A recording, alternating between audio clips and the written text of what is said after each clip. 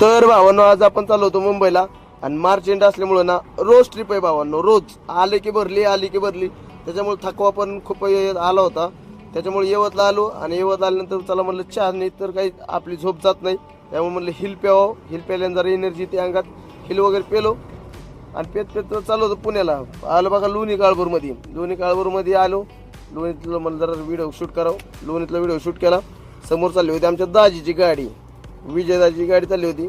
त्याच्यानंतर पुण्यामध्ये आल्यानंतर इथं काहीतरी मॅटर चालला होता पोलीस चौकी समोरच.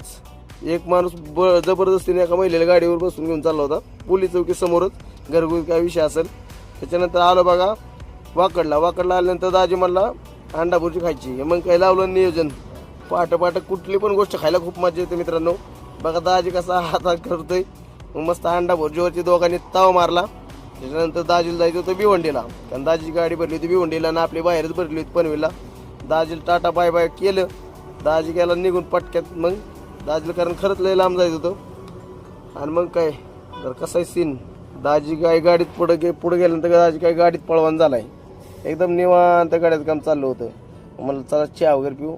लोणीचं खालापूरचा टोल नाका पास केल्यानंतर चहा वगैरे प्यायला थांबलो, चहा पिलो. त्याच्यानंतर बोंगाट गाडी सोडली बघा मित्रांनो रोडनी आणि चहा पेतच वेळ नव्हता. म्हटलं चल लवकर गाठ चहा